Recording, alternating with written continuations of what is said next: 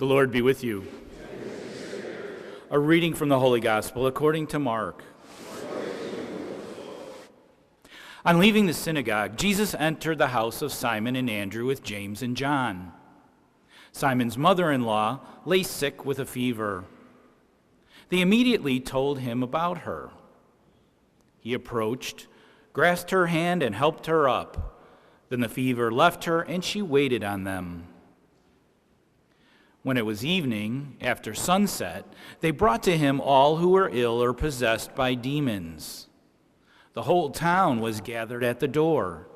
He cured many who were sick with various diseases, and he drove out many demons, not permitting them to speak because they knew him. Rising very early before dawn, he left and went off to a deserted place where he prayed. Simon and those who were with him pursued him, and on finding him said, "Everyone is looking for you." He told them, "Let us go on to the nearby villages that I may preach there also. For this purpose have I come." So he went into their synagogues, preaching and driving out demons throughout the whole of Galilee. The Gospel of the Lord. Praise to you. St. Paul's under compulsion. He's been smitten by the Christ on his way to Damascus. His life is changed forever. There is something burning inside of himself, and what is burning inside of himself is nothing less than the divine, than God.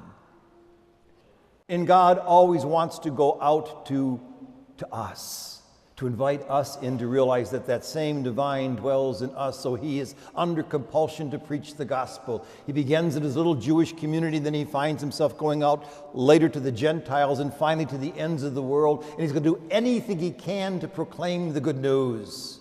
Anything. Become all things to all people, he says. And what is the good news? The good news does two things. It comforts the afflicted and it afflicts the comfortable. Now, we're not going to talk about the afflicting of the comfortable. Jesus does a really good job of that when he's talking to the Pharisees. But comforting the afflicted, letting us know in the depth of our hearts that it's going to be okay. We are not alone. You who are weary, come to me and I will give you rest, the Master says. That's good news. And today we have the poster boy who is in need of that good news. His name is Job. And of course, we listen to the story today as he starts bemoaning the fact that he, a good man who has followed the rules, who's done everything right, has his life falling apart right before his eyes. Job does not understand this, but he is so focused on his pain, he can't dare to believe that there's something more. And so he bemoans the fact. He says, "My days are a drudgery, they will never end. I will never see happiness again." Now, Job is us. Now, there isn't an adult here in this congregation, in the sound of my voice, who has not experienced something Jobian in their life. The loss of health, or the loss of a relationship, the loss of one that we love, the necessary losses of part of what it means to be a human being. And that means that there are going to be things that are falling apart. So the question is, where's the good news? Where's the good news? Here's the good news. Jesus comes to the full realization of who he is as the Son of God, and he is now going to reach out to those who are in pain. Job, ourselves, because all of us are Job, and then all the Jobs of the world. And that sooner or later becomes everybody in the world. And what's he going to do? He's going to touch and he's going to heal. He's going to say, what is inside of me is also inside of you, and I'm going to unveil it. Because what is inside of you is nothing less than the very stuff of God. And as you begin to see it, you're going to get healed. You're going to be healthy. And he begins just to say the same way that St. Paul begins, in a small inner circle, and then in concentric circles gets larger and larger and larger until he goes to the ends of the earth, touching, healing, because he is filled with the most God-like quality there is, compassion, compassion. Compassion is this God-like quality that is willing to feel your pain. As a matter of fact, I am getting absolutely convinced that nobody can do any healing until you enter into the pain of the other, till you are willing to be vulnerable enough to enter into their sadness, into their loss, into their grief, into their hurt, into their feeling of rejection, whatever it may be. Why? Because that's what the Master does to redeem the world. He enters the pain and the suffering and the death of the world, hangs it on a cross and says it's not the end. Why? Because there's a divine spark. It can't be killed. And that spark is love. And it is meant for all. It's universal. But it begins small. We always begin small. As I addressed the scouts this morning, they begin in their family. They begin with their brothers and sisters, with their mommies and their daddies. Then they go out from there to the community to walk the little old lady across the street. It gets larger and larger. Well, Jesus begins small too. He begins in the house of Peter and Andrew. And the first one he deals with is Peter's mother-in-law, who's in the grip of a fever. And he takes her pain. He takes her hurt. And love always redeems, so he redeems her pain. And what does she do? She immediately gets up and she starts waiting on him. She starts doing what he does. She starts taking care of the needs of others because her needs have already been taken care of. She's been given mercy. She's been given compassion. And now she begins to do the same. That's the gospel. That's good news, to comfort the afflicted, and no one comforts us like God. And then to cast out the demons, to get rid of the things that keep us down, that says, Job, you are so focused on your hurt and resentment and your anger that you cannot see what is so deep inside of you. I'm going to liberate you from that. So that he becomes free too. Now, that's the pattern. That's the pattern that we are invited into too, because we are to be as compassionate as Jesus is. And yet we may be able to do that for ourselves, and we may be able to do that for our families, but we are called to go to the ends of the world as well, and there are borders, and there are boundaries that keep us from crossing over. We sang about building a bridge to all people as we began our Mass today, but it isn't easy to do, because we suffer. We suffer as a culture, we suffer as a community from what is called compassion fatigue. There's always been suffering throughout the entire world, but the difference is we didn't know it.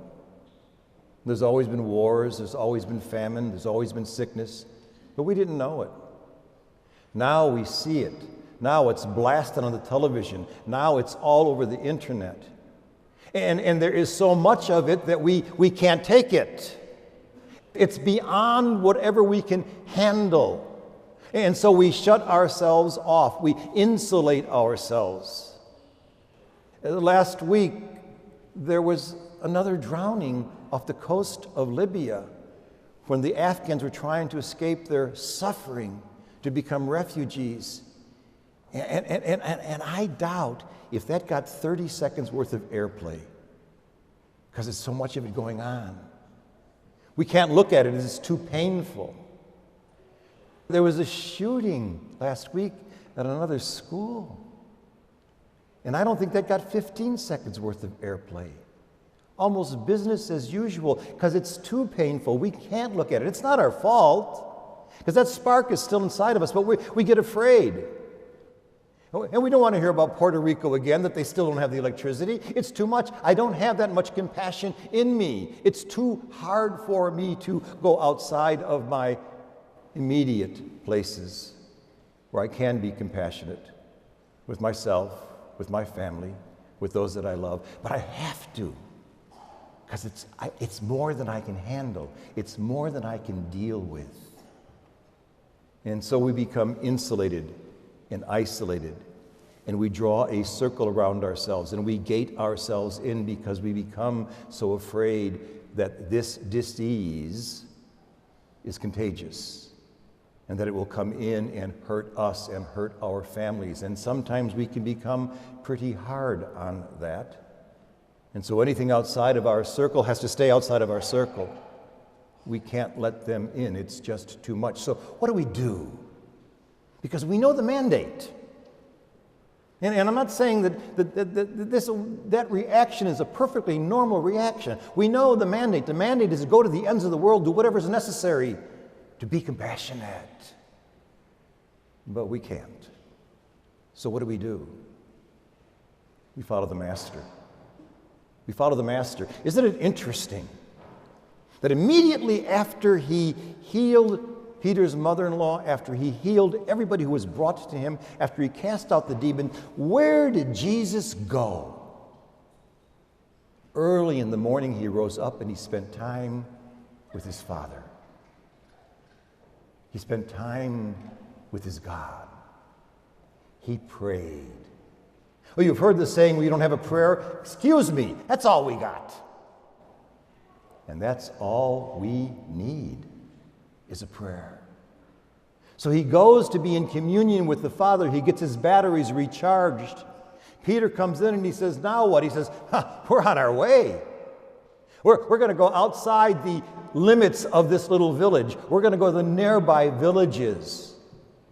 And then through St. Paul and then through the missionaries of the world to the ends of the earth. Because the gospel must be proclaimed to all people. They are all to be comforted. They are all to be healed. They are all to be one. That's the prayer of Jesus. So if that's his prayer, can we make it ours? And so I'd like to teach you a little prayer today. It's called the welcoming prayer. And what it does is it comes to the realization of what is inside of us, and it asks that loving presence inside each and every one of us. And you have that loving presence. You're born with it. It cannot be separated from you. It is the God gene in you. It is who you are in your core. What this prayer does is help us to become a realization of how to make that alive in me, in those I love, and then in concentric circles, outer and outer and outer, until it embraces the entire universe.